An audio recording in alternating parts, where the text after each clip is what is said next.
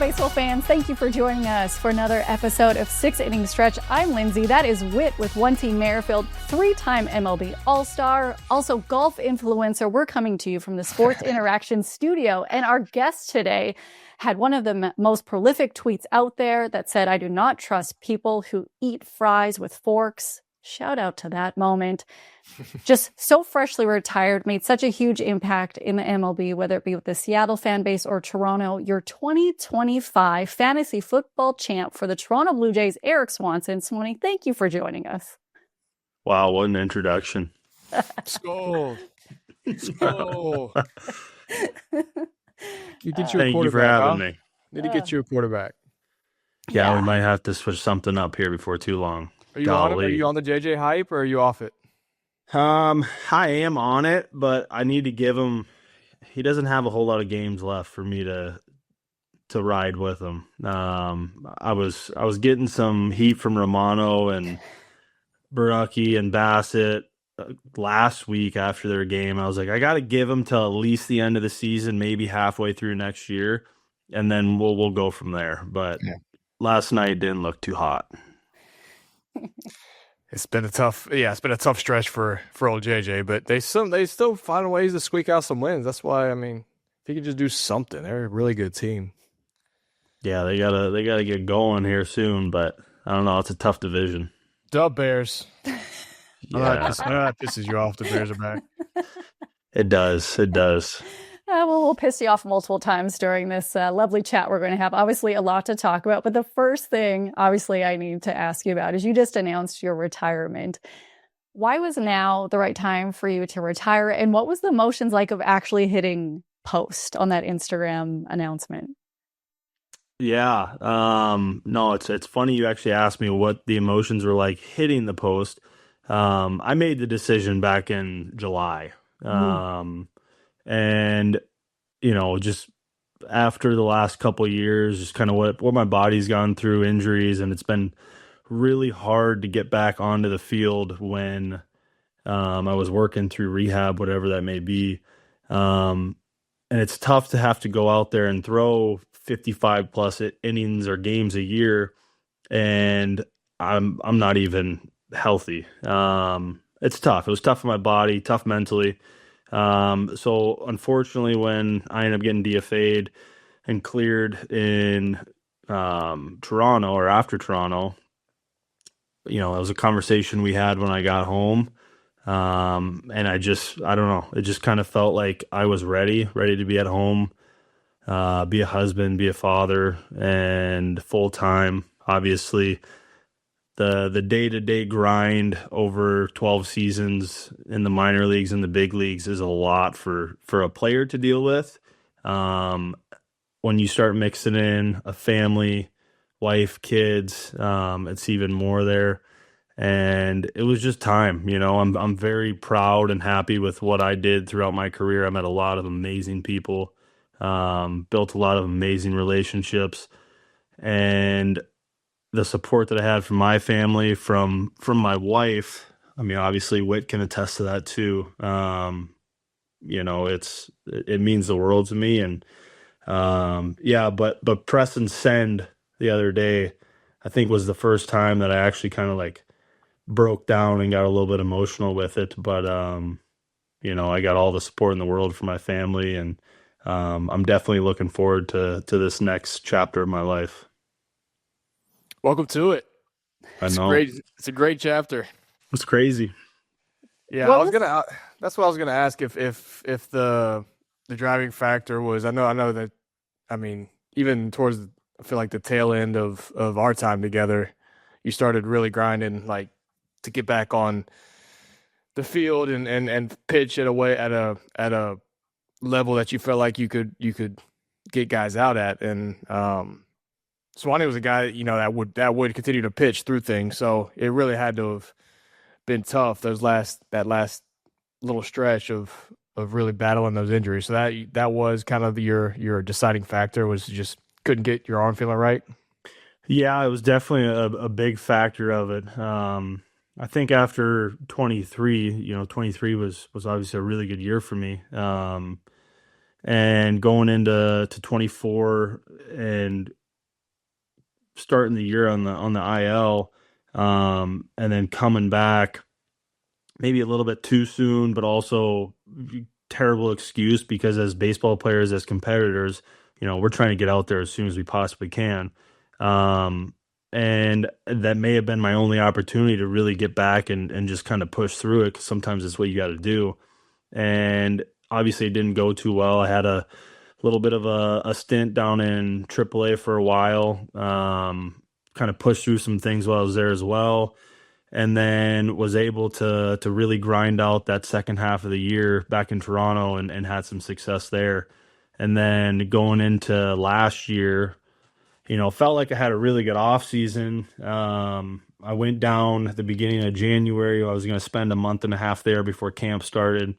And my first bullpen down there, just the whole forearm nerve thing kind of popped up again. And that was a long couple months trying to figure that out and try to get over that hump. Many visits with doctors, nerve specialists, and just felt like I couldn't get an answer to it. So it finally boiled down to, well, if it doesn't feel right and I can't throw through it, then I have to have surgery. And that was kind of not on the table for me. I didn't want to do that. So I opted in to try to pitch through it and go out there and do everything I possibly could. And unfortunately wasn't able to do it. And here we are now, and I wouldn't change it for sure. It's kind of one thing I've always prided myself on, is trying to go out and throw no matter how I'm feeling. And you know what? Emptied the tank as best as I could. So what's next for you? You thought about? Yeah, I got a few different things that I'll probably venture into. But for right now, I'm just gonna enjoy this time here this winter and probably early next year, just being at home, relax a little bit, make it to every hockey practice I can make it to, every dance class I can make it to, and spend as much time with the family as I can. After you hit send on that message, thank you. I can only imagine the amount of people that have reached out to you. Thank you for actually responding to my message. But I went and posted on X, Twitter, whatever we want to say, and there was hundreds and hundreds of people just commented how I said, I'm like, Swany retired, because it is a big deal. And for me, I thought you were with the Blue Jays so much longer than you actually were, because you just felt like you were with this organization forever. But people from Seattle and all over, your high school, were just saying how much either inspired them or impacted them. Was there anybody really random that reached out to you that you're like, hey, I didn't even know you had my number, or that's pretty cool? Oh gosh. I mean, I still have several hundred text messages I haven't even gone through. I'm actively going through many messages on Instagram. And obviously I try to get to the most, or all of them that I can, the most that I can. But I had so many people reach out to me, guys I haven't talked to in many years. Whether it was just a simple message of congratulations, or, it was fun watching your career and following you. All those messages I appreciate very much. So, Whit, did you reach out? I knew he was coming on the pod. He is right now. I know. You're more personable. What I'm so excited about this is Whit sent me a message today. So, Swany, we have a segment that Whit loves that's so cleverly titled Extra Innings that we play at the beginning of the show rather near the end. Sarcasm. So yeah. Sorry, I love it. It makes him so mad. But should be called like batting practice or something. Be pregame stretch. Something BP. Like that. Yeah, next season. So we'll either show some photos or tweets or videos, whatever it may be, of who's the guest. So get ready, Swany, because it's now time for your edition of Extra Innings. So yeah, Whit, I gave him, normally I don't tell him what I'm going to show, but today I was like, it's retirement. I'll play nice with you. So I sent him what I wanted, and then he actually responded, hey. This is what, now you retired, Swany. This is what we got to get back. We got to. It's time to get Fat Swany back. Fat Swany. You know what? I was thinking about that before I got on here today. I was like, after watching Meza's segment, Whit's for sure throwing Fat Swany on the screen today. And responded, "What is Fat Swany?" And then when I put it into X, Kiermaier commented on something saying like Fat Swany. So this is a thing?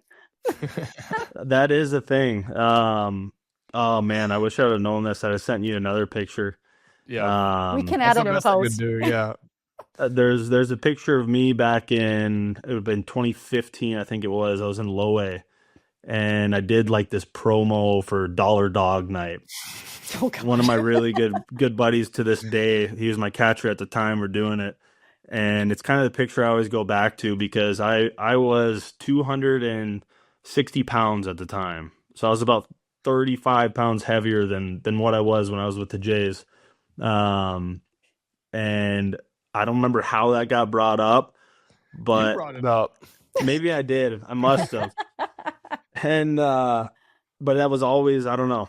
I always got worn out now for bringing Fat Swany back, bring him back, and yeah, it's pretty funny. It was like every time something happened or he gave up a hit or something, it was like, Fat Swany wouldn't have gave up a hit. Yeah. Fat Swany, mass equals gas. Fat Swany would have hit 98 there. Yeah. Oh, Fat Swany. That's too good. I laughed when he sent that. I was like, I cannot wait to hear this. Well, you guys are ruthless. I love this. Well, it's funny, like when you know somebody for a long time, like there was a guy. Did you play with Ryan McBroom in New York? So where did I play? Yeah, I played with him in, it would have been the minor leagues in New York. Minor leagues. So he was the same way with me. And when in Kansas City, is you know somebody a certain way, and then you see a picture of him, and he was super fat at one point, and then you showed a picture of you super fat at one point. Not super fat, but bigger than you were. And it's just funny, to see somebody that in a different light that you've never seen him. And so, yeah, I mean, Swany was so great to mess with, and he loved messing with other dudes too. So it was a good back and forth. And once we got some dirt on him, I mean, Fat Swany was a legend in that clubhouse. Yeah, with as much crap as I give other people, I deserve some of the stuff that I get. That's for sure. This next one's not as harsh. It actually relates to the terrible choice in hockey team that you cheer for, including the toque or sweater or hat, whatever the thing we call it on your head. This video came out with you in the Jets when you were pitching at their goaltender. And the framing of trying to throw a pitch at a goalie, I don't know if Whit's ever seen this. It was a fun little bit.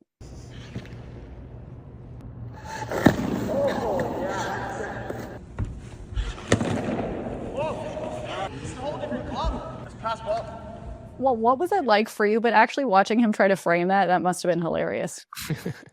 Yeah, I mean, it was pretty fun. Connor's a great dude, but yeah, first off, that video was in like beginning of December, middle of December. So like throwing progression had just started at that point.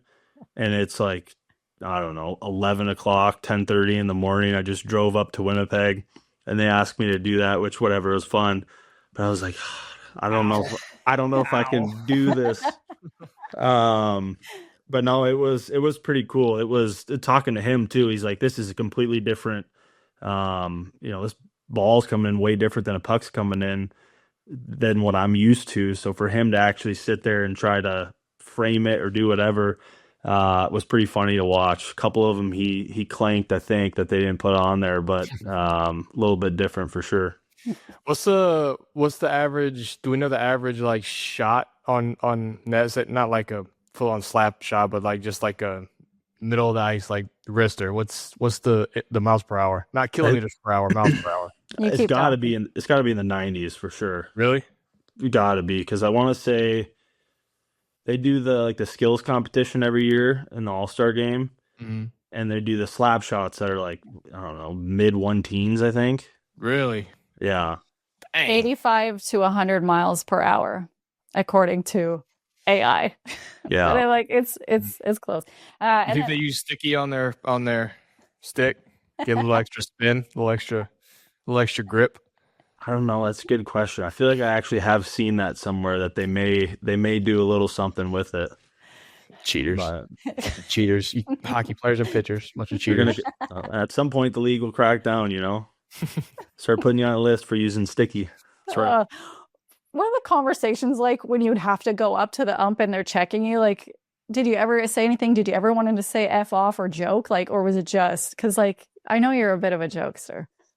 At first, so I'm trying to think what year that was, 2020, 2021, maybe, when they first really started cracking down. It got really annoying.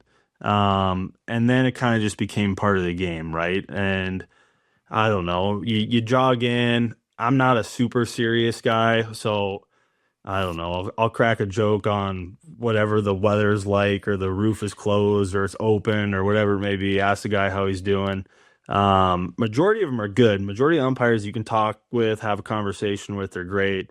And then you'll come across a couple every now and then are a little too serious, and they're just kind of stone faced, and they'll come up, they'll do this, whatever. Well, Hillbilly Deluxe by Brooks and Dunn is playing. They always got me. They're probably like, what are you listening to right now? Great music, that's what. And then the final one is actually a photo, because you were in Vegas with, a couple of your fellow Jays pitchers, a couple of catchers. And the crazy thing is, you guys all walked by this like magnet where it took the button off all of your shirts. Because Bassett, like, what happened here? We got Giano, the vibes you guys were putting out in Vegas. Break it down for me.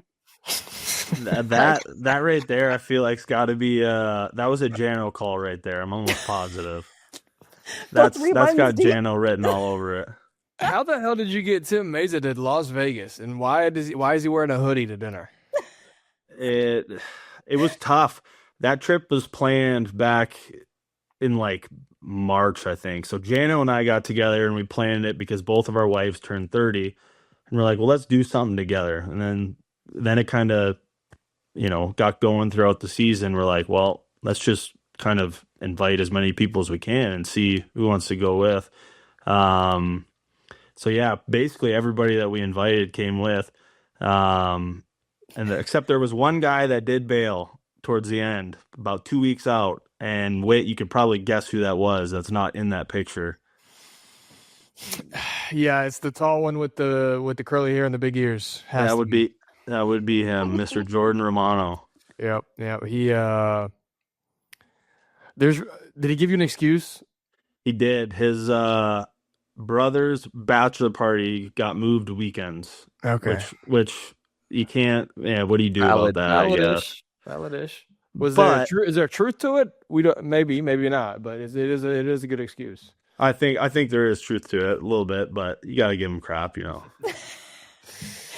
No, that trip was fun though. We had a great time on that trip. Yeah. What is Vegas Mesa like though?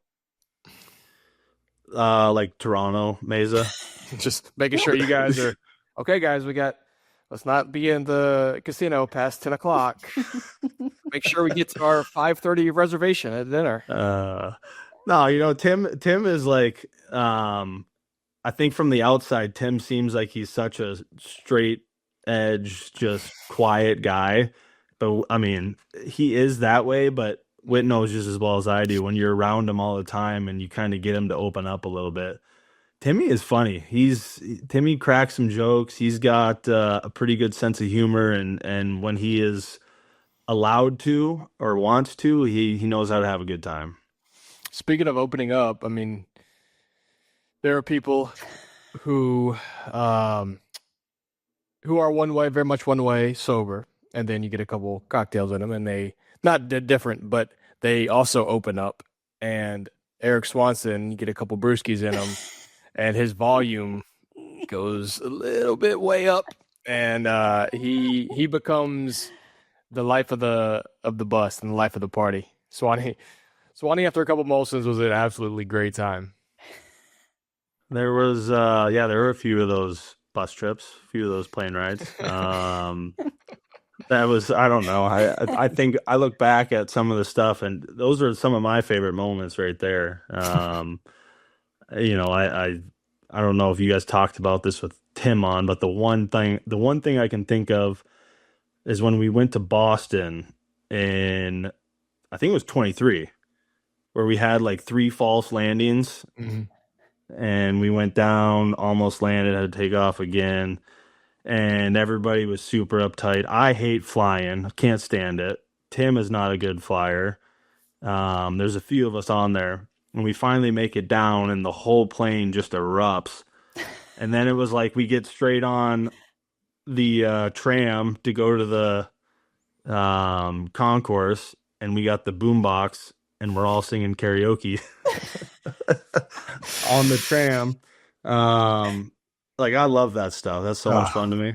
That's what I'll miss about not playing, is that those, you don't in a regular life, at a regular job, you don't get to fly on a charter plane every 3 days with 30 of your buddies, playing music, pretty much just causing nonsense for no reason and not getting in trouble. Like, there's so much stuff walking through JFK with people dressed up as freaking dinosaurs with a boombox blaring. Like, there's so much stuff that we should have been in trouble for, but you're in the show, so you're invincible.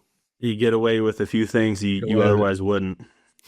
What I took out of this is, Swany, hopefully you're coming back to Toronto. When you do, Whit will come back at the same time, and we'll do a live podcast taping with people, and we will give you a couple brewskis. Maybe I'm 4. good with that. Would love that. Take a couple Molsons, a couple of bats. I'm good with that. Yeah. I had a shot once on a live taping, and we've banned me from having any alcohol in the show. So that's a hard no. It still hurts. I do wonder, and I actually don't even know if I've asked Whit this. So when you kind of look back at your career, was playing in Major League Baseball what you expected and hoped? Because, like, you guys are the 1%. You actually did it. Yeah, but I mean, to be completely honest, if you would have told me, I mean, even when I first got into Pro Bowl, I got drafted, and I don't know if I ever truly sat down and wondered what it would be like. Obviously, you're around big leaguers in spring training. You hear stories, kind of how it is. But until you really get there, I don't think you fully understand the magnitude of actually how special it is. And to me, I think that's probably the coolest part about it, is you just don't know until you're there. You can think about it all you want, but I'm kind of getting off track. But I guess to answer your question, it's not really what I thought it was going to be. It just is something that you truly, I don't think, could ever really fathom, I guess, until you're experiencing it, until you're doing it. And then it kind of just becomes, I don't know if normal is the right way to put it, but it becomes just part of who you are and what you do at that point. Well, your focus is like, so, when you're a kid, you go to a game, you think, oh my God, this stadium is awesome. What it'd be like to play here. And then you play, and then you get to college or whatever, and same type thing. But then in college, you're working to get drafted, and you're trying to get drafted, and your focus is on that. Then you do get drafted, and now your focus is on being in Bullpen, Illinois, trying to hit 210 to move up, and trying to outplay this guy so you can go to Double-A. And then, you go to spring training, you might get up to a big league game to back up, and you're like, wow, this is way better than the backfields in the minor league spring training. But then you're trying to figure out how to get to big league camp, and you're just always focused on like moving up in the next step and the next step. You don't really you're not really sitting back and like envisioning being a big leaguer and dreaming about being a big leaguer. You're just trying to make the next step. Then you get to the big leagues, and that first day is amazing, and looking around, and you get your first paycheck. You're like, this is crazy. And then you're just focused on staying and winning and not ever leaving the big leagues. And then you don't really have time to sit back and think about, like, wow, this is incredible. Like, the things that we're doing here are so much fun, and it's so rare, and it's such a crazy thing that I get to do this. And that's just part of the progression, I guess. But now we get to sit back and crack a Molson, watch you get fat, and talk about the good old days. Yeah, that's right. What I took out of that is neither of you had vision boards growing up, so whatever. That's not a thing. My vision boards were not a baseball. They were different. Ladies. Yeah, yeah. I knew we were going to go there. When you talked about, like, Mesa, how when people get to know him or he had the chance to open up, he's really funny. See, I thought he was funny. I think you're hilarious. Romano's hilarious, because I once had you guys do an interview as if you were Jano, because they had that giveaway with the glasses, and you did the interview as him, and so did Mesa, and it was terrible. But now that you're retired, is there maybe a bullpen story you can share that maybe you weren't allowed to before, or even, have one that when you're thinking about the fact that you're retired, that was just a funny moment? Oh my gosh. There's no lacking of stories in that bullpen. They all I have to know. I sort of want to kind of run know. together. That's kind of my issue with this. I've been asked this many times before. I mean, obviously, I got so close with Romano and Meza while I was in Toronto. Those were kind of the two guys I gravitated towards when I first came over in spring training. Um, and I spent a lot of time with them on and off the field. I mean, when we were on the road, Timmy and I went and grabbed breakfast every single morning together. Mm. And then it kind of like turned into like Varsho would join us and Romano would come like, I don't know, once a month if he ever woke up in time to go. But um, we, I don't know. I spent so much time with those guys. Like Whit said, they kind of all run together. But that bullpen was pretty unserious for about the first 5 innings of the game. And then as soon as the fifth inning rolled around, it was like there was one guy and it was Jordan Romano who completely like just flipped personalities. And I didn't know that at the time. And I remember like probably my first week, second week, I was just kind of like talking to him as the game went on. Cause like I said, I'm not serious. I'm never super locked in. And then it kind of got to the point where I think Tim kind of like taps me on the leg one day. I don't know, it was like the seventh or eighth inning. I'm getting ready to go in the game. Romano's probably going to come in for the save. And Timmy's kind of like, hey, man, like this is usually like 2 innings ago, we usually stop talking to Romy. So maybe chill out a little bit. I don't know if it was Tim that said it to me, but somebody did. And that was the first time where I kind of like took a step back. I was like, okay, Romy's serious after the fifth inning. We got to kind of leave him alone. He was so like he's got his little superstitions. I was playing, I think it was third base, and I don't think it was a season. I think it was spring training. But he was pitching, and we throw it around, and I get it, and I don't get close to the mound, and so I just throw it to him, and he bare hand catches it. And I was like, Romy, what the? That guy. And afterwards, when the game was, I was like, what the hell was that? He goes, you always flip the ball to me on the mound. I have to catch the ball with my bare hand before I throw. I was like, you psycho? This is your moneymaker. It's spring training. Just catch the ball with your glove. I didn't know. He's an interesting human being. But we love Romy. Yeah, he's a nice No, guy. yeah. I do have 1,000 questions. Some things out there that I'm like, I don't know if they're true or not. But first of all, congratulations, expecting baby number 3 with your bombshell of a wife. Woo, woo, woo. Thank you. Did I think I talked about it off camera, but when at spring training and the Jets, I know that you recently took your little man Toby to a game, and obviously a lot of people are wanting to know how he's doing. So how is the little guy? Yeah, he's doing great. I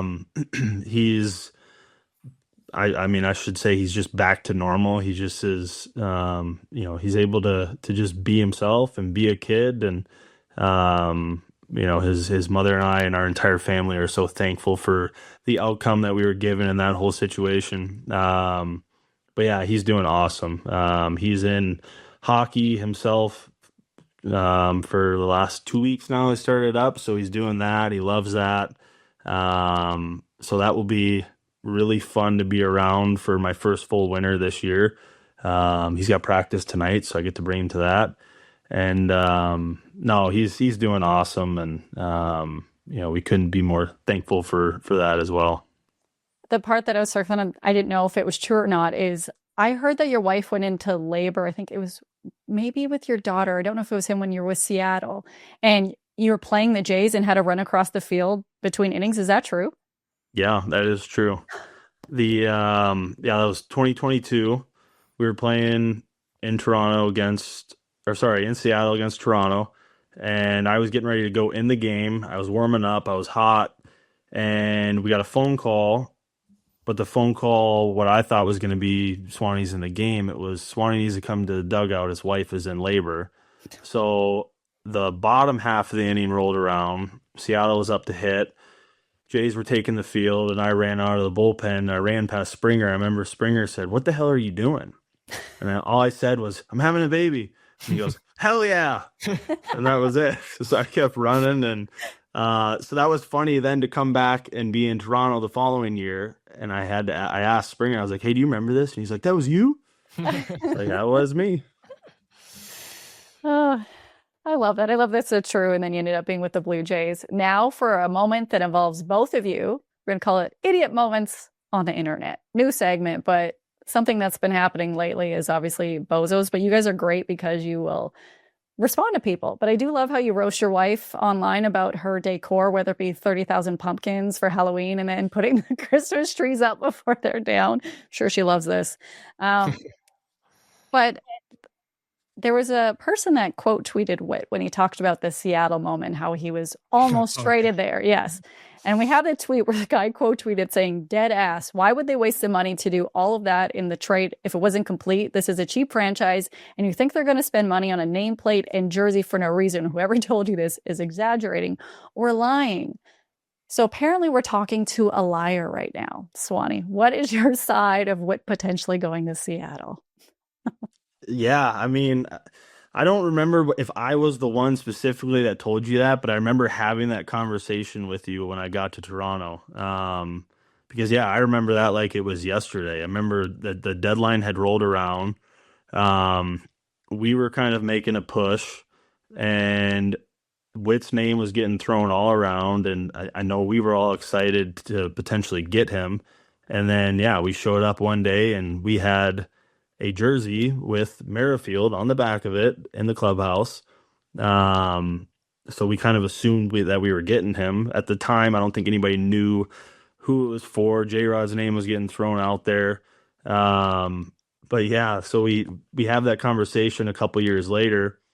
And then, yeah, I don't know. I just thought this was so funny that Whit throws this out there and this guy comments, somebody's exaggerating or lying. And it's like, well, like, there are certain things that I read on the internet that I can't just bite my tongue over. And this is one of them because it's somebody who thinks that they know what they're talking about when clearly they obviously don't. So I figured I would enlighten him and maybe hint at the fact that, oh, wow, here's a guy that used to play for Seattle who also played with Whit that potentially may have told him what Whit said he told him. So... Yeah, no, it was definitely you because that was like I just remember asking you because my agent was telling me about Seattle and I think one of the reporters tweeted that it was closed, and so it never happened. And then when we played together, I asked you if you had heard about it, and you told me that story. And then in the All-Star game in 23, what's the clubby's name over there? The main clubby? At the time, I think it would have been Styles. I don't know if whoever it was. So we were on the home side because 23 the All-Star game was in Seattle, and since we were the American League, we were on the home side. And I remember asking them, and they confirmed the story. So it's pretty cut and dry. Yeah. And so somebody because I've gotten into responding to people. It's kind of fun about certain things. But yeah, somebody said something. I don't know if it was something I said or somebody, good story, added me and said, man, and this is somebody that we almost traded Julio for, or something like that. I was like, yeah. I was like, you almost did. Because they did come out later, like Julio was the one that I think Kansas City was trying to get. Obviously, it didn't happen. Obviously, probably a good thing for Seattle. It didn't happen. But that name was the one thrown around, and so it was fun to chirp at that guy, and then it turned into this whole thing. And appreciate you having my back, Swany. I got you. It is fun. I've kind of decided to I guess take my guard down with some of that stuff now that I'm done playing. Yeah. Because gosh, I've always been pretty active on social media. But the amount of times that I would see people or read things that people would post at whether it was me, teammates, other guys throughout the league, that I just want to be like, how dumb can you be? Like that you're sitting here trying to, whether it's critique or tell somebody that they're wrong, when we are here, and no disrespect for, the average person out there. You're not there. We're here. Yeah. But for like somebody to think that they know better than we know. And it's, I don't know, it's comical at times, and I get a kick out of it. And obviously, even when you were playing, I think even in Philly, your last year there, I remember seeing you kind of get after some fans here and there on Twitter, and I'd be like, all right, this is kind of entertaining. It's a lot easier now that I can chirp back at somebody and not worry about going 0 for 4 and then just absolutely getting railed on. But yeah, Philly just Philly was crazy. Sensitive topic. That's a different conversation. But yeah. Oh, yeah. But no, I love it because you also had Littles back during, I don't know if it was the Seattle series or World Series or something, but you put somebody else in their place, and I think it got like so many likes and stuff because you're just like idiots. Yeah, you're like basically shut up. It was, and the line in there, I remember you said like this was a stupid ass take, and then put all the facts. I'm like, go Swany, go. Yep. I did say that. Yeah. Yeah. That was dumb too. Cause it's like, okay, you're saying how a player hasn't been trusted all year. It's like, he just threw, what did Little throw? Like 85 appearances in the regular season, which is nowadays unheard of with the 3-batter minimum. And it's like, how are you going to chirp at a guy who wasn't trusted all season when he probably led the league in appearances? It's like, all right, let's take a step back here. We're going to take your people, step. Lindsay. I'm not even going to comment to that. But it's now time for Fans on Deck.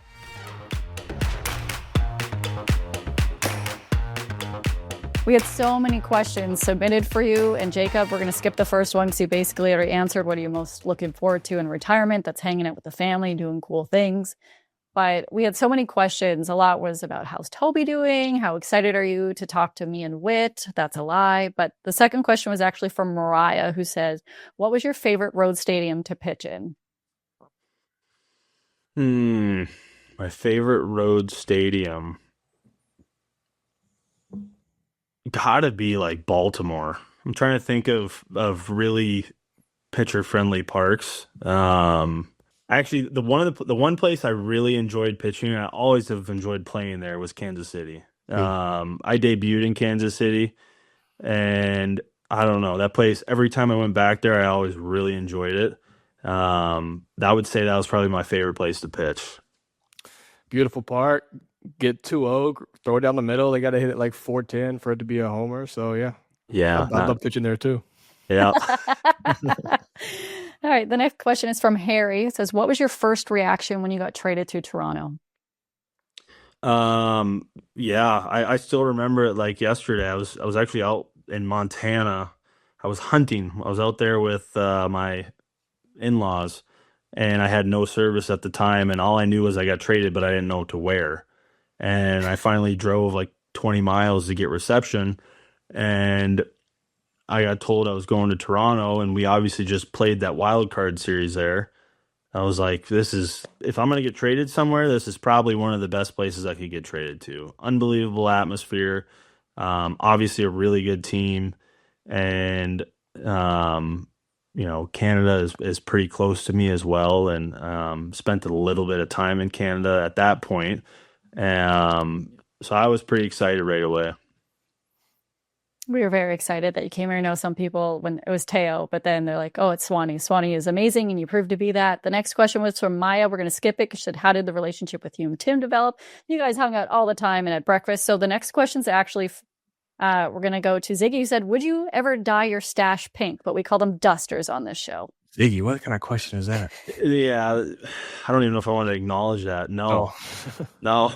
What are we talking about here, Ziggy? Yeah. I don't know. I was like, I'll put it up there. I don't know if it's something I don't know about. Good choice, Lindsay. Nice job. I only make great choices. So the next one was somebody sent me a DM on Twitter, which I never read, but I happened to see it. It said, which hitter talked the most smack, and did you ever chirp back? That's a tough one. I usually never pay attention to hitters. I can't really think of one time that I've ever on the field have gotten somewhat chirpy with anybody. Yeah, I can't even think of that one. I can't imagine. I can't imagine a hitter ever talking like smack, because there's no time are we ever in the advantage of doing something good. You guys are always favored to do something good. So unless someone like keeps buzzing you or hitting you or something, like, why would you talk smack? Well, I'm going to talk. There's been a few times, I guess, where I've faced guys that I've played with where it's kind of like you're not talking smack out there, but you look at each other in the eyes and you kind of know. It'd be like with Whit. I think you texted me after I faced you in Philly. I think you laced a line drive to either left field or center field that got caught. Um, it was like I think I worked like a 3-2 count against you, and you absolutely barreled the ball to center. And I don't know, you said something to me afterwards, like I got lucky or something like that, which probably did. But you get stuff like that. But I've never been on the mound and actively chirp somebody or gotten chirped. I think in when we were together in Toronto, like you know, you chirp guys that you face, and like you throw us a pitch, and you're like, man, you're lucky we're on the same team. You know, I'd have done that, but I think in Seattle, when you were in Seattle, and I faced you, and maybe in Toronto too, but in Kansas City, I think you just blew my doors off with fastballs. I think you just, I think you had that fastball that I couldn't see, and you had that like invisible, and I remember chirping you about something, and then the Cheese looked up our at bats, and it was not a good outcome for me. So, I do remember that actually. I did give up a hit to you in my debut, though. Did you? I do remember that. What year was that? 19. Oh, I was nasty then. Yeah, 19. I think that was your record year. I think. Yeah, that was I mean, you know, we had a couple of them, but yeah, I think 19 was 19 was 19 was the 200 hit season. So yeah, thanks for being one of them. Yeah. Oh wow. Yeah, you can. Don't worry. You can sign a jersey and send it over to me or something. Love to. I know you got enough of them in there. Yeah, they're right there. Which one you want? Yeah. You want my middle school football jersey? Yeah, that's the one I want. In exchange, you can give him your football jersey. There we go. This last one is a long question from Hannah. So it said, oh man, what is it about this club for players' families that is so different from other clubs? It's just mentioned so many times throughout this season. Also, would be interested in some background about the family life of players during the season. Did the kids go to school in Toronto, or did they stay in the US? Do wife, kids, girlfriends travel with the team? So on and so on and so on. Answer whatever you would like. Great questions. Thanks, Hannah. Yeah, I think, I only played for 2 teams in the big leagues. And my time in Seattle, I felt like the families were taken care of great. And I remember thinking that at the time too, like, wow, they really go above and beyond, until we got to Toronto and I saw how they treated the families there. And it was, I don't know, Whit, you can probably say the same thing, but they went so above and beyond on everything they did for wives, for kids. You can see for my first year, they just did the new family room there, the whole daycare center for the kids. I'm sure for the wives, not I'm sure, I know that this is the case. It has got to be so nice for the wives to be able to bring the kids in there and actually be able to go and watch games and pay attention to games, and even just have like a couple hours to yourself. It's little things like that they do that is above and beyond for families. Or even if it's just a little thing here and there, like, getting somebody to the airport when they're flying home, or if they're coming into town, or whatever it may be. Again, I've only played for one other organization, but I can't imagine there's anybody in the league who does it as well as Toronto does. That was beautiful. Ditto. And then this last one is for me. Is it Roseau, Minnesota? It is, yeah. Roseau. Did you go to the county fair this year? I did. You finally got to go. What was it like? It was great. Since my wife and I have been together, obviously she grew up here. It was the Roseau County Fair is what everybody always talks about. It's a week long, fair is what it is.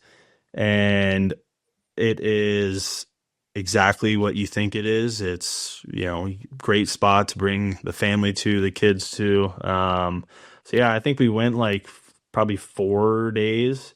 They do like bush car races. They do like demolition derby, all that stuff. So I've actually decided that next year I am going to be driving a car in the bush car race. So love that. Stay tuned for that. 6 inning stretch, live on location. Get that on video, yeah, absolutely. Oh, that's going to be wild. Yeah, that'll be fun. Well, I'm glad you went. Thank you for joining us, Whit. I don't know if you have any final comments for Swany besides. Love you, Swany, man. Awesome career. It was an honor to be a teammate of yours, and give that boy a hug for me and that little girl, and tell Madison we said hi. And Jordan still talks about Toby as her favorite player's kid. They sat together on the bus one time, and he was like, I forgot how old he was then, but he was so like interactive with her, and that, for a young age, that's pretty rare. And she still to this day talks about Toby and how much she loved him and how much she loved your wife. So tell them we said hello, and looking forward to being in touch more now. Yeah, thank you, man. I appreciate it. Maybe we go out and hit the links here at some point. Yeah. I got some friends in Minnesota, so I'm gonna be coming up in this. How far are you from Minneapolis? How far is Roseau from Minneapolis? 5 hours, but we make our way down there pretty often. Yeah, well, nothing but a quick helicopter ride. Come pick me up on your helicopter. Yeah. Amazing. Thanks, Swany. We appreciate you. Yeah, thank you very much. Yeah, you guys have a good one. This segment presented by Sports Interaction Sportsbook and Casino. Every game is your game when you bet with Sports Interaction, Canada's homegrown sportsbook. Whit, happy early Thanksgiving too. What do you got for Thanksgiving, which is Football Bonanza Day? Yeah, we got football, and don't know much about. We're talking today about what we want to do for Thanksgiving. So it'll be just my wife, my daughter, and her parents. My mom's got a big side, and so my family does rotation every year of aunts and uncles hosting. This year it's just a little too far for us to take baby girl to, so we're going to be here, and don't know what the menu is going to hold, but we kind of we like doing stuff that's not really traditional. We don't like to do like turkey and mashed potatoes and that stuff. We do a big meal, but we do it. I don't know what we're going to do. I'm the chef, so I'll whip it up. You don't do that sweet potato pie casserole with marshmallow garbage, do you? I don't do the marshmallows, but the sweet potato casserole that my mom makes is my favorite thing of all time. So if you bash it, I will come hunt you down. As long as there's not marshmallows, I'm okay. Sounds great. No anyway, what do you got for us? Yeah, so Thanksgiving football, it's a great day. Football all day, nap in between, halftime. I don't think Pitbull's doing any of the halftime, so it should be no controversy on the halftime shows for Thanksgiving. I'm a big fan of the Lions. I think they're a really good team finding their footing, getting a little bit healthier. Jahmyr Gibbs is a stud. I love Jared Goff. Amon-Ra St. Brown is, I think, top 3 receiver in the league. So I like them at home on Thanksgiving. A lot of eyeballs on them at -2.5. If you want to parlay that and bet against the Cowboys, since Lindsay's a Cowboy fan, you can do that as well. Detroit -2.5. Thank me later. Oh my gosh. On that note, Sports Interaction Sportsbook and Casino has you covered with pitch-by-pitch live betting and easy deposits and payouts. Every game is your game when you bet with Sports Interaction. Go to sportsinteraction.com/BJN to open an account. It's in Ontario only, and you must be 19 or older. Please play responsibly. And Whit, we had Swany on. What a jam. But I have not talked to you in a little while. The last time I actually saw you face-to-face was when we had Tim Mays on. But you went on a wonderful golf trip. How was your game? What was some of the highlights? The week itself is just a highlight. I've been fortunate to be invited to this. It's the Pebble Beach Invitational, and it's the week before Thanksgiving every year. And a great friend of mine has a house right off of the lodge at Pebble Beach, and so we go stay at his house. It's a 3-day tournament with 2 practice rounds, so you get 5 guaranteed rounds at Pebble Beach, Spyglass, Spanish Bay. So you play Pebble and one of the others for the practice round, and then you play Spanish, Spy, and Pebble for the tournament. And then if you make the cut, which is the top 10 teams, you play again on Sunday at Pebble. It's just a full week of amazing golf and incredible dinners at night, and I've met so many great people out there. You get to play with a pro every day, whether it's a LPGA girl, a Champions League guy, or a Korn Ferry player. And met just some incredible people throughout my 9 years doing it. This year we played really good and ended up making the cut and finishing 3rd. It's fun. It's fun for me because it's they have the tees set up pretty far up, and so there's a lot of holes where I can take some cool lines and send it, because I am a big, strong man and hit the ball real far. Me hit ball far. Bam, bam. Had to just throw that one in there, but it's incredible. We had a great week of weather, and if you've never been to that area of the world, Pebble Beach is just the most spectacular vista and view, and it's just so good. If it was about 10 degrees warmer, it'd be the best place on the planet. It can get a little cool, but the last day, there was orcas out there. The waves were crashing into the cliffs up against the 18th fairway and up against this big rock right off of the par 3 7th. And I got a couple of videos of it. And so I'm trying to get techie in 2025 and put together like a little TikTok of me playing, because I had my caddy video every one of my shots. Poor guy's a little shaky with the hands, but take a drop of me before you watch it, and you'll be fine. Go follow Whit on TikTok. TikTok, I'm a big TikTok. He's a talker. When TikTok, but yeah, it was fun. We had a great time. I had too much to eat and too much to drink, and I took a red eye last night, and hopefully that grogginess is not showing up on here, but I'm quite tired, and looking forward to taking a nap with my daughter. Yeah, you're way less cranky than you normally are, actually. So this has been great. I just played 6 rounds in a row at Pebble Beach. I mean, are you expecting me cranky? For those listening, but for those watching, can you talk about the hat? Because I can't really see it. It looks cool. Fat Albert's Airliners. Awesome.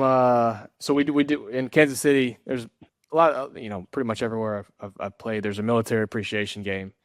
And I forget what year this was, but we had a flyover, and we're playing, and I'm in the outfield, and in Kansas City, the outfield fence, they're kind of right up on, the fans are standing right up on the fence. And it might have been, throughout the game, people yelling at me, and that's not uncommon, but for this game, I turned around during a pitch and change maybe or something and went and talked to some of the fans, and turns out the people that were yelling at me were the people that flew did the flyover. They did the flyover, landed, and came to the game. And this was, I don't know, 5th or 6th inning. We started talking, and so then I would talk back and forth with them as the game went on, because I just love, one, I love the military, and two, I love airplanes. I'd love to get my pilot's license one day and just dabble with that, because I think it's just fascinating. And so anyway, we were talking, and at the end of the game, it was like the 9th inning, and we were going to win. And guy asked if he could, have a ball or have my hat. Actually, he asked for my hat. And I said, sure. Like, when the game's over, I can't give it to you right now. I can't just be out here in right field with no hat on. But I said, tell you what, like, I'll bring a Sharpie out in the 9th inning, because I think we were up big. So I think it was pretty much guaranteed we were going to win. And I said, I'll bring a Sharpie, I'll sign my hat, but you got to give me your hat. You got to sign your hat and give me your hat. And so the game was over. As you guys would see in Toronto, everybody runs to center field and high fives or whatever. I ran right to the fence, and then people in the outfield were like, what the hell are you doing? And signed my hat. He signed his hat, and then I wore this through the high five line, and everybody. That's so cool. But yeah, so I got his signature. I don't know. No way I can read his name, but shout out to Fat Albert's guy. You're the man, and appreciate your service, and thanks for the hat, because I still rock it pretty regularly. So, yeah, there you go. That's a cool story, and I can't even imagine what that would be like for him or people in the stands, just seeing a player run at them right after instead of going where every other player is going. Sometimes you're cool with. Sometimes you're cool. Yeah, it was fun. I like to, especially people like that. I know got kids, and you can just tell when someone's not a binder virgin, and then they're true fans, and it's you're fun to interact with. If you're a fan, say hello, and 90% of guys will recognize that you're not a loser and come say hey, and just don't ask for like a glove, like or cleats or something like that. Like, I can't give you my glove or cleats or something. A hat, great, we can get a new hat. Batting gloves, no problem.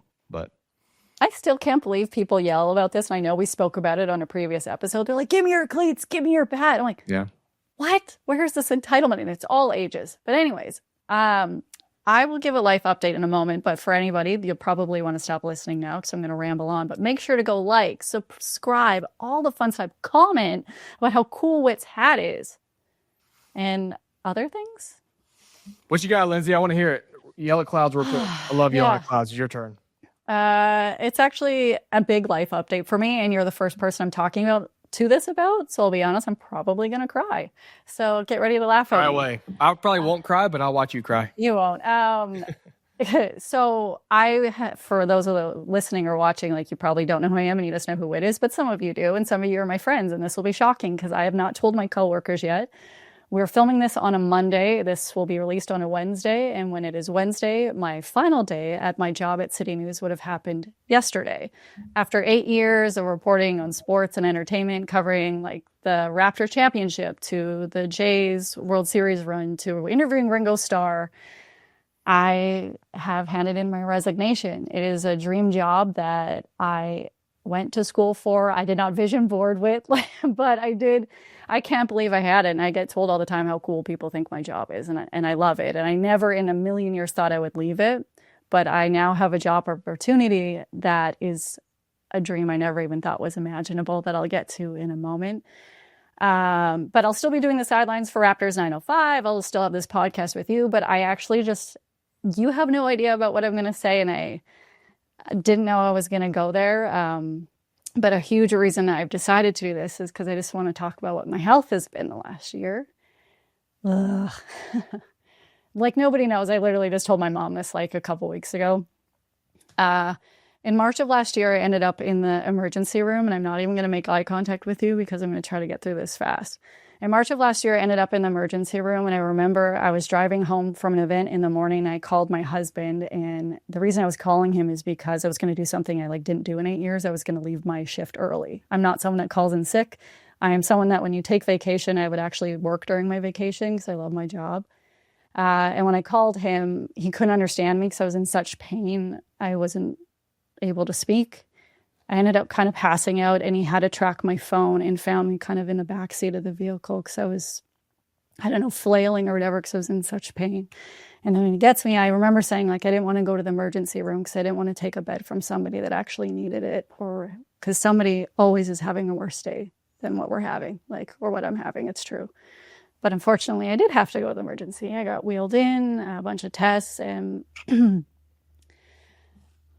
several months later, almost a year later, I found out after all these tests, in February, I was at spring training, and it was actually the day before, and this was this year, I went to go interview Kevin Kiermaier, and it ended up being a piece that never saw the light of day. But I found out the day before that I had to get surgery. I waited, and I finally got the surgery in May. Happened to be when the Leafs were in the playoffs, and I definitely went back before I was supposed to. But the reason I had to get surgery is because they found some stuff in my body that wasn't supposed to be there, and it was making me not feel great. I waited to get the results, and I got them in June. And I just remember blacking out because when you hear the word cancer, and I'm going to tell you I'm fine right now. It's just, I've never talked about this, and I don't like talking about myself. It's just a lot. And no matter what it was going to be, and I feel bad right now because a lot of people are laughing. It's the conversation we just had. Whatever it was, they caught it early enough that I would be fine in the end, which I know is not a hand that a lot of people are dealt, and I'm very lucky. But they removed 2 tumors, some tissues, some cancerous-looking stuff, and I had to get another procedure in August, and I actually found out the results before we taped our first podcast. So in one way, I want to apologize to a lot of people because I never told people what was going on. And for people that knew I had a little surgery, I just said I just had something on my back because I don't want people to worry. Everyone's got something going on. But the summer was pretty dark because I didn't know if I had to get organs removed in the fall. We were waiting to get another procedure in August, and I got it. But I just remember when I taped the episode out in Saskatchewan, I remember saying to my husband before, I don't want to die. And I know I'm getting really dark right now, but it's just, there's a lot of people that have been complete a-holes to me over the last year because I've either been tired or I just have not been well enough. And I've very politely said no to interviews or not going out just because I wasn't well. And like, I know you don't know me. And sometimes like when I was at All-Star game, I wasn't feeling great. And so some people could take that as being bitchy, but I was just tired. But the good news is I got another procedure in August and the test results came back very promising. And when this airs, I will have had a biopsy on Wednesday morning. And basically they're just making sure that the cells in that haven't spread, and it doesn't seem like they are. So it's great news, but it's just, I'm not a preachy person, but just for people out there, if somebody may be a little bit different one day than they are every other day, give them benefit of the doubt. But if they're an asshole all the time, they're just an asshole. And I know I'm not. So my job, I'm somebody that like I work all the time and I love it. But this new job, I am going to be the co-host of a new show in Toronto Monday to Friday called Off the Roster with two amazing people, Dan Riccio, who is like beloved in Vancouver for his Canucks coverage, and just anybody loves sports knows this guy because like he can just interchange from sport to sport. And he has such great takes. He's so funny. And then another guy named Cabby, and Cabby is like, wait, let me just tell you, like Kobe Bryant loved him. This guy, like both of them, the thing about them is they're good people. They're hilarious. And this show is going to be different than a lot of sports shows because we're not going to be yelling at clouds every day and giving dumbass takes. It's going to be different. And I will be a co-host, but I also get a field report. So for those wondering, like, no, I'll still be doing the Jays coverage. I'll be out interviewing players, getting dumb responses. I'll be covering the Raptors, Leafs, wherever it may be. I'll still be doing entertainment interviews. The only difference is I'm not going to be on the place I was at recently. You can watch the episodes Monday to Friday on the Nation Network's YouTube channel. This is terrifying, Whit, because my entire life, I feel like I have been in the PGA Tour where I wore the proper clothing, I did the proper thing, I did the proper language, and now I'm going to live golf. Like the difference is like it's not funded by terrible people, but it's exciting. So go follow them on Off the Roster Pod. Our debut episode is December 1st, and I think you might be contractually obliged to maybe make an appearance or two. But I'm excited. That's awesome. That's a lot to take. I mean, yeah, I don't know exactly how to respond to all that, but so we'll ignore the middle part because I'll tell you right now, like sorry, I'm going to follow up on that if you don't mind.